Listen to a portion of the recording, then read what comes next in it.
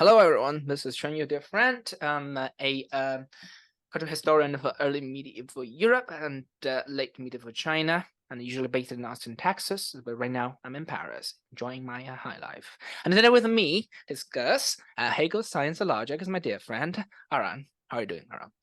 Hey, Shred. Good to be with you. I am an educator of philosophy in Austin, Texas, and I am happy to have this conversation.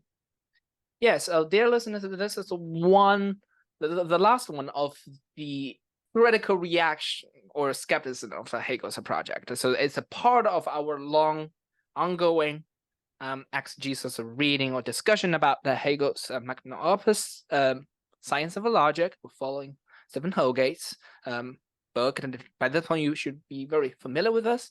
So for the previous episodes, we deal with the first two of the three criticisms of the Hegel's project of logic, namely impossibility and meaninglessness. And today we're going to talk about the final, but not by no means least potent criticism of Hegel's project, namely it is useless. So will you unpack what useless mean in this context for us, Aaron?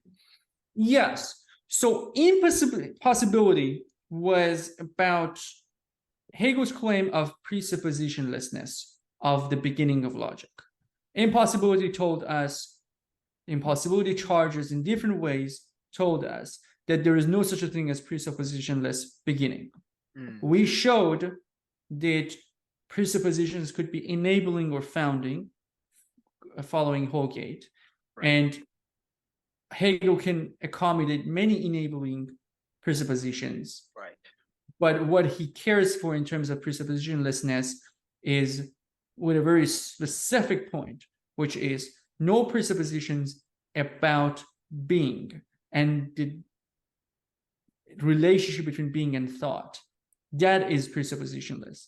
No differentiations between being and thought, which by indirectly will mean distinctions between subject and object, are allowed at the beginning of Science of Logic. Right. The charge of meaninglessness thought that this is not just about an impossibility that would have been good if it was possible, but it is about a problem with Hegel's approach to concepts, allegedly, in the sense that if you're thinking about concepts from a nominalist perspective, for instance, we would think of concepts in the form of universals as rather empty names or necessary conventions, but not anything deep.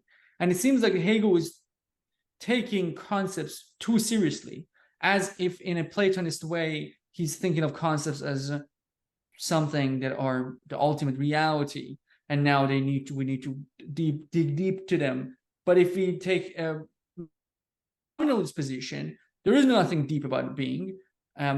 Being is just a name that maybe is useful, but it doesn't require any inquiry. What we tried to argue for was that the being at the beginning of Hegel's logic is not a universal, but it is the expression of suspension of the distinction between universal and individual. Because by suspending the distinction between thought and being, what is actually being suspended at the core of it philosophically is the distinction between universal and individual. The being at the beginning of Science of Logic is not the common denominator of all existing objects, right, as a universal, but pure immediacy is such. And pure immediacy is another way to formulate suspension of the distinction between universal and individual. Now, what is happening today is that we are dealing with a very different charge, right, which is not, it doesn't have any sort of problem. In some ways, it has problems, but we will get to that. But basically, this inquiry is not, it's not really useful, right? What are we trying to gain out of this? What is it for? What is it in it? It doesn't seem to be any, of any sort of utility to us human beings to know. So what? Now we kind of like consider pure being and pure being as pure immediacy and like talk about it. It just seems a little bit off. Yeah. And the people that we are gonna talk about here, it's hard to just find a person that very clearly just thinks that, oh, Hegel's logic is absolutely possible and is meaningful and is utterly useless. So that's an exaggeration. But you see this concern about utility. We could frame it in that way, that there is a concern about utility, right? And it's concern about distribution of resources, indeed, both at individual level and institutional level, right? We could go work on like treatment of Alzheimer's disease, or we can go and like feed people with like charities, and we could go on and investigate, I don't know, criminal justice reform. Why spending time of dealing with this monster of a book that it doesn't seems too abstract? It just seems too far removed from our earthly concerns. Now, this whole point about uselessness is formulated from all sorts of directions. Right. And these directions matter for different reasons. One of them comes from someone like Marx, that is the immediate, like he was in some ways in continuity with Hegel's project in some layers. But he's one of those people that I think introduces a very basic kind of a charge against not only Hegel's logic, but philosophy as such, right? That philosophy is not doing the job. This is not, we can use it, we can borrow from it, we can play with it, but as he says in the German ideology, one has to leave philosophy aside. One has to leap out of it and devote oneself like an ordinary man to the study of actuality. Philosophy and the study of actual world have the same relation to one another as masturbation and sexual love. So I think it's important to notice this reference to the ordinary man and this whole idea of the life of, tangible things and tangible concerns and problems that exist in that layer, instead of like wondering about, what is the fundamental meaning of otherness. Like that doesn't seem to be helping anyone.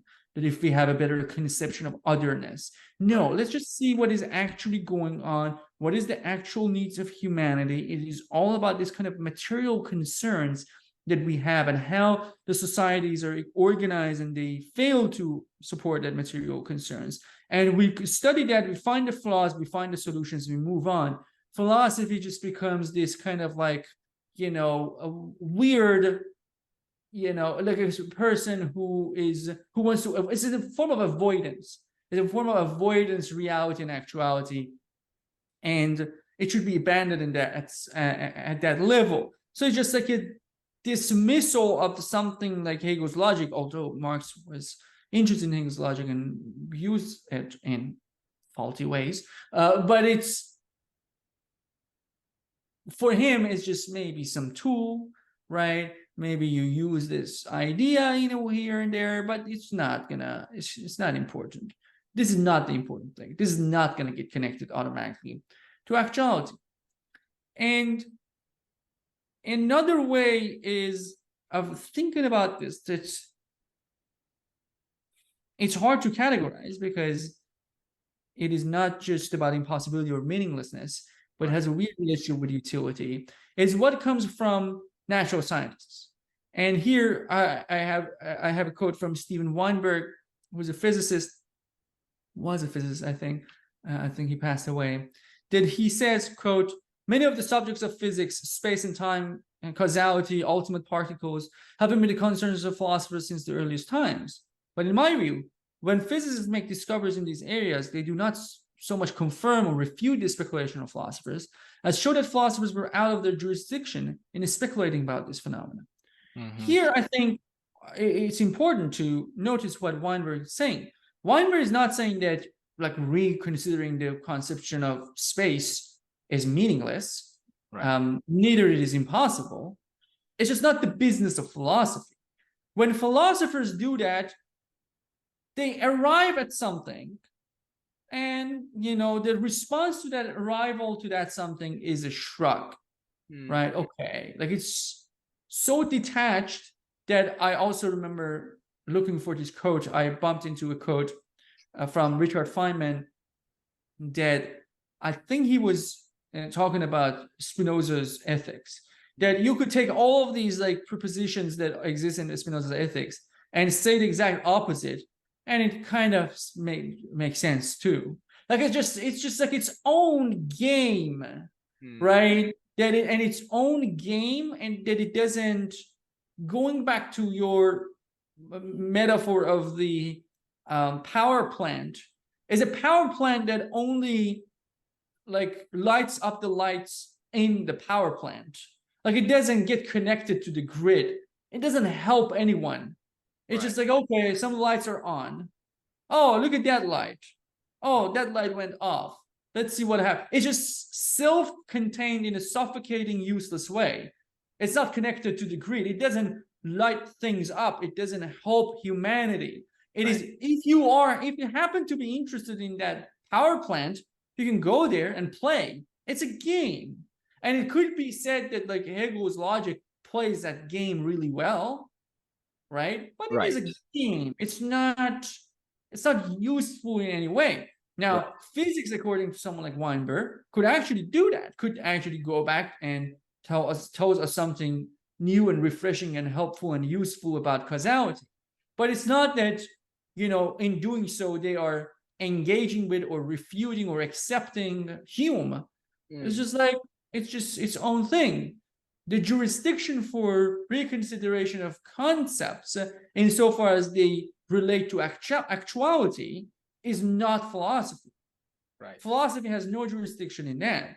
Now, Marx thinks of the same thing in a different way. It's not about those basic concepts. It's about those basic concepts about sociopolitical organization of societies. And finally, we have Nietzsche. Right. And we briefly talked about him with respect to impossibility. But I think there is another thing about Nietzsche that makes him, in a more clear way, puts a question marks in front of Hegel's science of logic. In Beyond Good and Evil, Nietzsche writes, the will to truth that still seduces us into taking so many risks, this famous truthfulness that all philosophers so far have talked about with veneration. What questions this will to truth has already laid before us? What a strange, terrible, questionable questions. What in us really wills the truth? In fact, we paused for a long time before the question of the cause of this will, until we finally came to a complete standstill in front of an even more fundamental question. We asked about the value of this will. Granted, we will truth. Why not untruth instead? And uncertainty, even ignorance. The problem of the value of truth came before us. Now, the reason I think this is more directly even connected with what Hegel has in mind is that I think from this Nietzschean perspective, you can say, okay, science of logic reconsiders everything, right? It is its jurisdiction. It is not masturbation. Everything is cool. You find out truth. Okay, there is a question. What is the value of truth? Why doing it? It seems like there is this kind of assumption that truth has inherent value. And Nietzsche is saying that that's not the case at all. It's not the case. It depends on what you want. And truth could help, depending on what you want. But it could be a problem, depending on what you want. And Hegel's project is not rigorous enough when it comes to that question. maybe it has utility, maybe it doesn't have utility. Right. It's just like that question is not answered in Hegel, and it seems like that Hegel is presupposing an inherent value in this specific type of truth, or all sorts of truths. Right. He's like obsessed with this truth. Why should we? Why shouldn't we start from a different inquiry that looks at the question of value? Yes, it's very interesting. I know you're a big fan of Nietzsche. I'll let you take that. I just want to say something about Weinberg. When you provided that quote, I felt really fascinated. First, I think this is one of very rare occasions. I think another metaphor could do better than the power plant. That is, it's still about sex. Is what I think about all the time. Of course, Karl Marx thinks that philosophy is a masturbation, and Weinberg is perhaps considering as at best endogamy, at worst incest. It's never sharing his gene with the outside group. No, the main point is I'm sure. Let's just jump through because I'm sure you have a very interesting critique of or reaction towards the Weinberg, and I will add my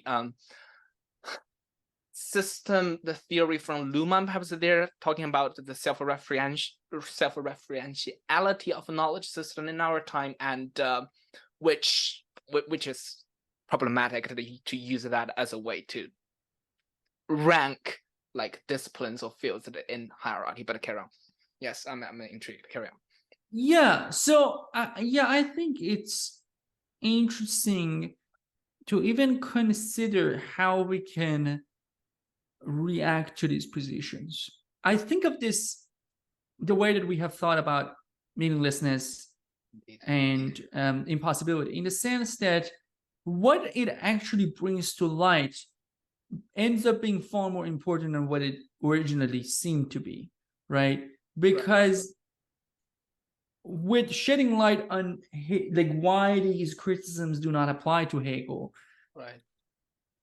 Not only we shed light on Hegel's project, but I think we get into like the deeper points about thinking and inquiry and knowledge and truth and all of those concepts. So I think we have in our response to this issue, especially in the case of Marx, we can refer back to our lengthy discussions on Hegel contra sociology by Gillian Rose. And I think Rose summarizes the problem in a very succinct and interesting way. And he does that with kind of connecting Marx with French revolutionaries. This is what she says, quote, Marx, who made the relation of theory and practice so central, misunderstood the relation between his discourse and the possibility of a transformed politics. This is to point to a flaw not in Marx's analysis of capital, but in any presentation of that analysis as a comprehensive account of capitalism, and in any prejudged, imposed realization of that theory, any using it as a theory, as Marxism. This is the utility which Hegel analyzed in the French Revolution, and this is the part that I love. An instrumental use of a quote-unquote materialistic theory rests in fact on the idealistic assumption that social reality is an object and its definition depends on revolutionary consciousness. This is to fail to acknowledge that reality is ethical, and it is to risk recreating a terror or reinforcing lawlessness or strengthening bourgeois law and its universality and arbitrariness. So, of course, Rose has a very specific point about this misunderstanding. But the part that I am very much interested in, and I think it's going to show up in all of these responses, is the fact that a materialistic approach towards the word is an approach. Materialistic approach towards the word is based on some assumptions about the world. And dismissal of understanding this materialistic theory as in something that requires assumptions, Right. actually makes that assumption far more susceptible to all sorts of misfiring. When you don't know you have an assumption, it's very hard to be critical of that assumption, right? And I think that that happens with a materialistic theory of the world. That I think in this case, what happens in someone like Marx is that there is a framing of the world in which makes materialism sensible. Right. And that framing of the world is a philosophical act. By adopting a materialistic view of the world, you are doing philosophy. Yes. In the sense that you are adopting a position that is susceptible to challenge. Now, to adopt a position and deny philosophy is to become dogmatic about that position. Indeed. And turn it into a matter of fact. It's just like assuming anything else. Right. Like it's more obvious when we have the opposite of someone assuming that whatever, like souls exist. Right. Right? Some immaterial substance exists. Okay, that's a position. Right? And that position might be correct and might not be correct, but it's a position. Materialist position is no different from that. Just because I can touch matter, that doesn't mean that it's a less of a position towards what the world is. Like, it's just because materialism is more tangible, that doesn't make it less of a position towards the world. Like, all sorts of tangible points about the world ends up being not true about the world. In, just very basic observations of, oh, I don't feel that the earth is moving, the sun seems to be moving. Or very quantum mechanics or things of that nature that just becomes a very abstract in many ways, but actually is not compatible with the quote-unquote laws of tangible things that we observe. So there is no guarantee of something being closer to me as something tangible as its validity. Neither is that pointing towards a fact that commonsensical viewpoint is not a philosophical position. Denying philosophy in a Marxist way is denying that Marx's position is a position. There's nothing more about this point about idealistic assumption than to say that this is a position, this is a relation, this is an assertion. And philosophy is nothing but inquiring that position. So I think someone like Marx or materialism of that sense, first of all, create this false dichotomy that you either are materialist in this way or you believe in, you're Berkeleian idealist, right? They're just like, you are thinking about like God as, whatever, unblinking eye, and things of that nature. That dichotomy is absolutely absurd. That dichotomy itself is a presupposition. Right. That there are all sorts of ways that you can acknowledge the concreteness of material world and not be Marx. And in that way, that is just a denial there. And in a very different way, I think there is a challenge to the modern sciences that comes from Nietzsche, that a specific point that I'm going to point out here is not necessarily the problem that I think is going to be related to Hegel, but I think it's just like a beginning of thinking critically about what modern sciences do. Now, in Genealogy of Morals, Nietzsche tells us that modern science first requires, in every respect, an ideal of value, a value-creating power, in the service of which it could believe in itself. It never creates values. This is only to say, for now, that modern science, with its pretentious act of self-sufficiency, is not self-sufficient at all. And Nietzsche's point here is about criticizing the claim of self-sufficiency insofar as it is about value and utility, but that dependency on other points like philosophical positions is something that is going to be our main concern when talking about the relevance of all of this for Hegel's logic. But before moving on, do you have anything to add, Trent? No.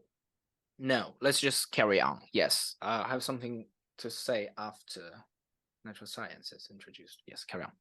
Sure. So I think like the point here is like the core of the point remains the same, that whether it's Marx, common sense, or natural sciences, the problem with all of these positions is that they do not understand the philosophical presuppositions that makes them possible or makes the view of themselves possible, right?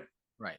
So regarding natural sciences, and when I make these points, it's very important that I'm not denying natural sciences. I'm just making something clear about natural sciences. So what I think is the problem here is that none of the following points that I'm going to mention is itself a natural scientific fact, but a philosophical claim.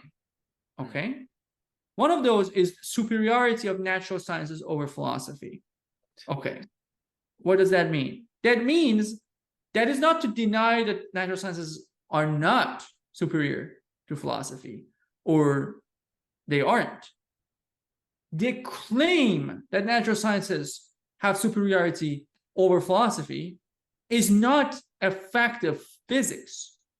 It's not like that you go to a lab and do some experiments, and the result of that experiment is that, oh, natural sciences is superior to philosophy. It is a philosophical claim, meaning that, for instance, you attribute this to utility of natural sciences over philosophy.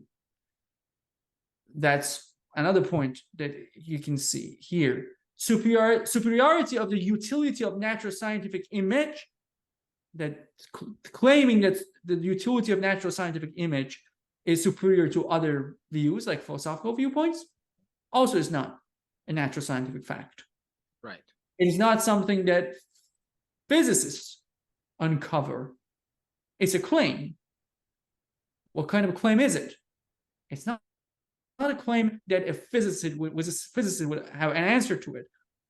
It is, in a broad sense of the word, a philosophical claim. Also, the border between science and non-science. Right. Who decides what is the border between science and non-science?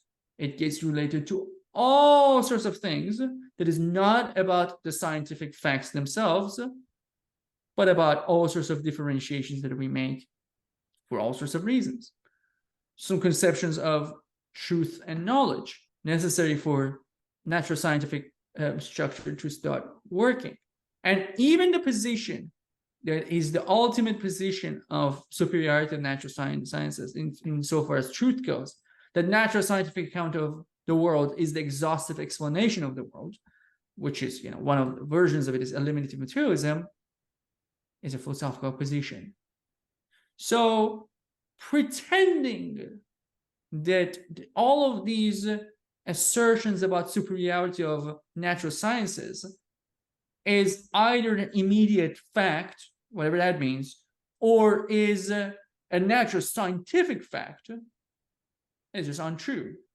And if you are now in the territory of philosophical claims of this kind, you've already recognized the necessity of philosophy.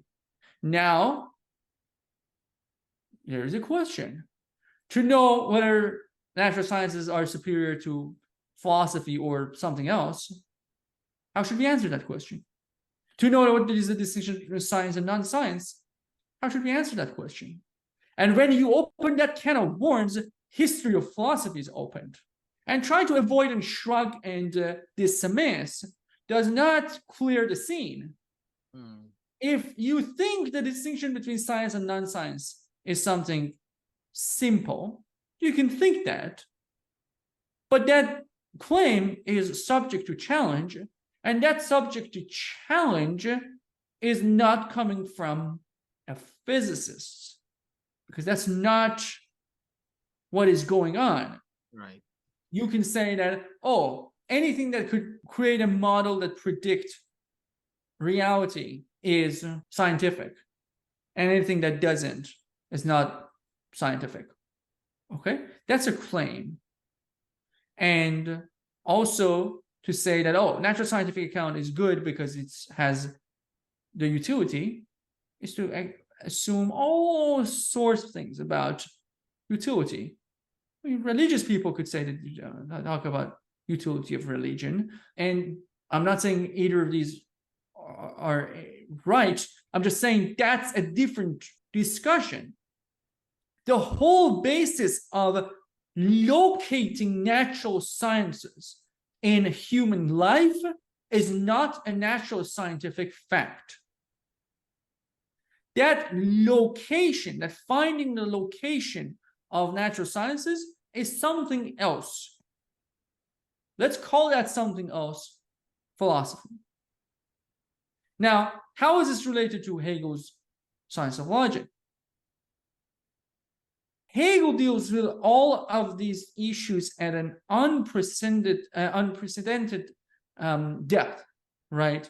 In terms of the conception of truth and knowledge, and the relationship between what is nature and culture, for instance, like nature and Geist, for instance, which is, again, another thing that is just a presupposition in natural sciences, which is also, like, I'm talking about natural sciences here, but like any like social scientist that wants to say that, oh, natural science is just like a social construction, so on and so forth, that's also a claim of not social sciences, is a claim about the relationship between social science and natural sciences, and it's a claim about all sorts of other things, about nature, culture, language, politics, atoms, like all of this is involved, right? So just like showing up and pretending that the answer or the point about this location of organization of knowledge, amongst other things, is just given fact, is nothing but a dogmatic presupposition. And it kind of ties up in the same way that Marx ended up being tied up, that one takes one's position as common sense. Right. That's this sin of thinking, right? Whatever I think is common sense, and common sense needs no justification, right? If you get out of there, you're in place. And in that place, concepts matter. Meaning of concepts matter, and there are questions there. And Hegel's logic deals with a lot of those questions. Yeah, so before we go to common sense and other stuff, like I just quick comment on natural science. I really like what you just said. And I think while reading the slide you prepared, especially on the quote from Steinbeck, there's something really interesting there. And we'll probably come back to that in our second manifesto episode, is he taken literally, he's stating a fact in the sense that philosophers that have no say on the empirical discovery or theoretical speculation made by physicists for other physicists. But the equal holds true the other way around. physicists do not have any say over philosophical matter, at the literal sense that our current structure of knowledge is built upon the premise of specialization, division of labor, and compartmentalization of ideas, or like knowledge producing cells within another power plant, whatever. And each does not have anything over any authority over another's domain. So they are just like different kingdoms, perfectly isolated from each other. So what he was passing, or in public interpretation at least, is a matter of international law. And there's absolutely no discussion for us in that statement, or in physics or natural science itself, to connect each kingdom, sovereign kingdom's law, with that international arbitration.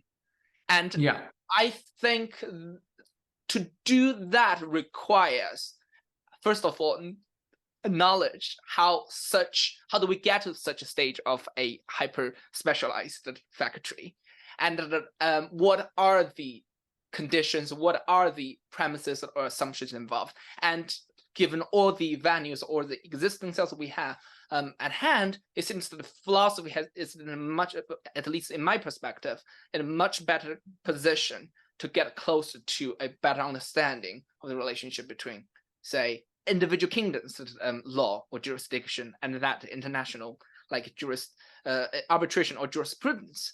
That is not to say that this prioritization of one domain over the other denies the value or the importance of that kingdom, namely physics, law. But it's to say that to derive a sense of superiority out of this very unique and to some contingent self-referentiality distributed towards each domain is not a ground, it's not a sound justification. But it will be very interesting to know why such a quote would have a public appeal, and why certain natural scientists feel they're entitled to make such arbitration. Does that come from like the intrinsic value of the certain confidence of that discipline, or does that come from a like social, more public, extra, like academic or intellectual discussion assumption about a hierarchy of knowledge? If so, what did that come from? Okay, I sound a little bit like Foucault now, but yes, you said it's a social construct that the social scientists would chime in, but none of this would really challenge or connect with, say, what Hegel's project is really at.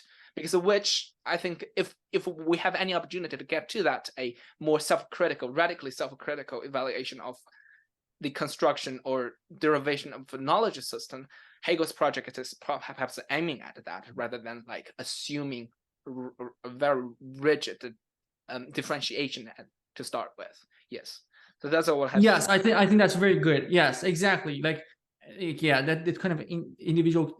Number one, that whole like analogy of international law, and like that's kind of individual kingdoms. What is the relation between the two? Definitely something that I mean, like we do not need to obsess with the name philosophy. The point is that there is something that needs to be done in that domain, and that is not, in the usual sense of the word, any sort of natural scientific act.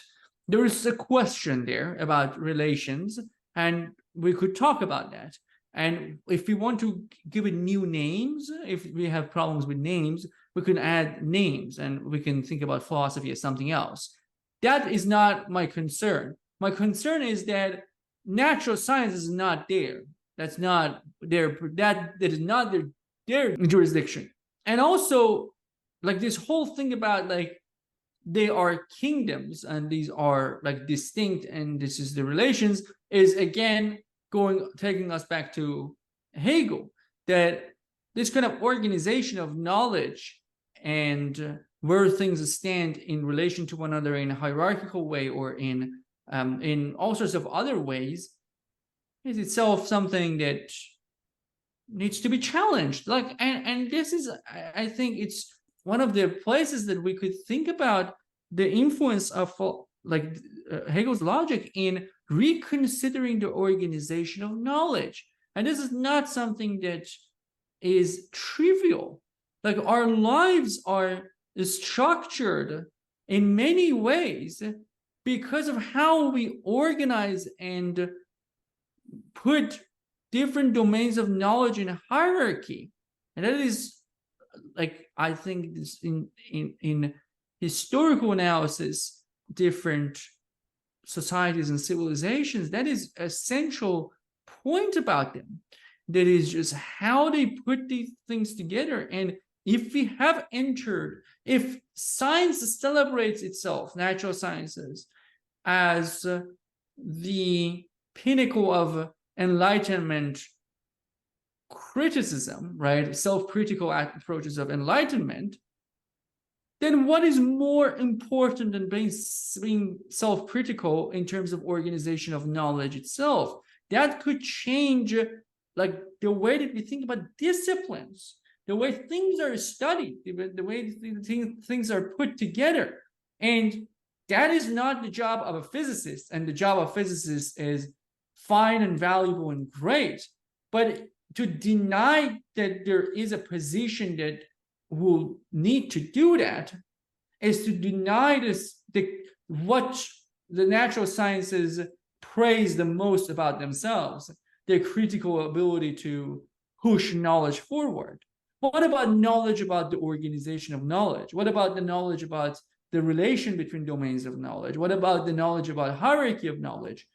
Who is thinking about that? And I think Hegel's logic has this madness of an energy of giving us insights about how to think about that without just simply just assuming that, oh, this is all about power, without some assertion of just off, without any sort of inquiry, this is all power. Oh, this is all, medicine. Like, we want medicine, like things of that nature.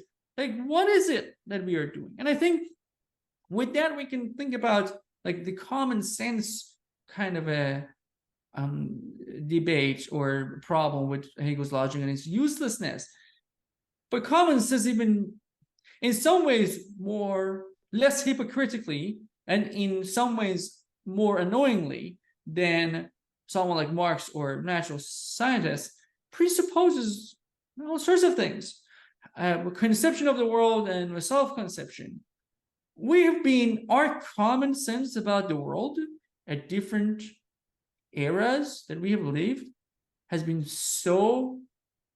proven so flawed and absurd that it is the duty of anyone who has any sort of interest in self-criticism at the individual or at the social level to not fall for that.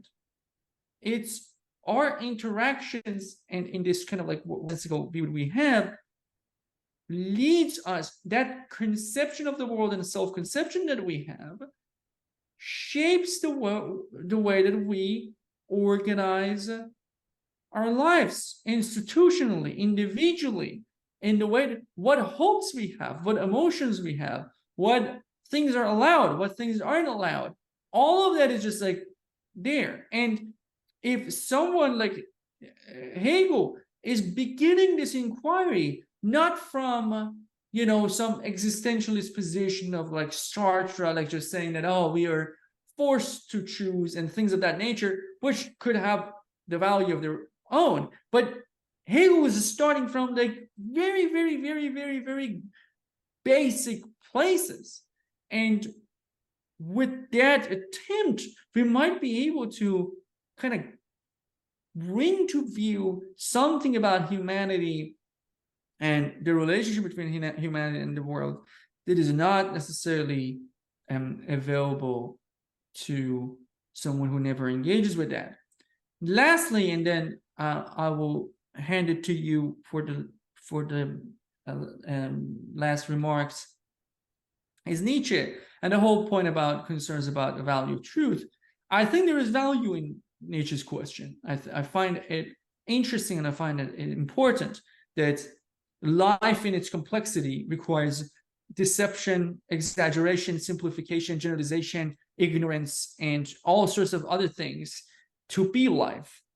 And I don't think that there is any inherent value in truth, in the sense that it depends on what we want, and sometimes truth is something that we want or we don't want. But we should never forget that truth and value are also concepts. And these are the concepts that show up in Hegel's logic, right? Right.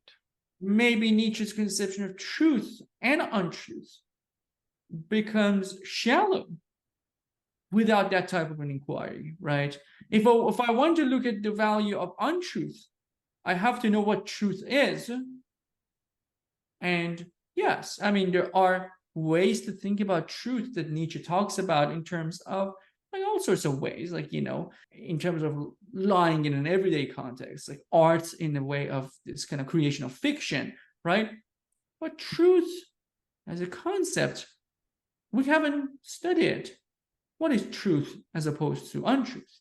Now, that doesn't mean that that is in everyone's utility to pursue that, but pursuit of that is actually in utility of someone like Nietzsche. It has utility for someone like Nietzsche because he's interested in the concept of value, because he's interested in the concept of truth, because he's interested in the concept of untruth.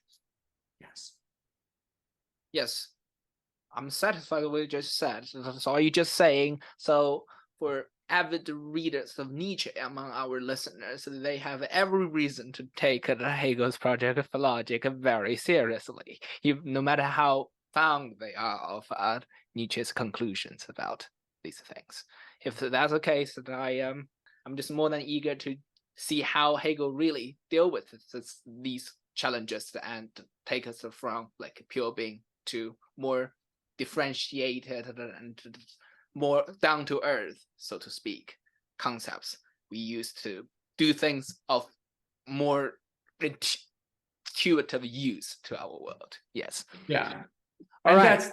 that's definitely something that is gonna emerge eventually in our study. And this episode marks our last meta level consideration of the book, and now we are ready to jump. And so, dear listeners, you and we're entering a very uncharted territory. So see you next time. Thanks for listening. Bye-bye.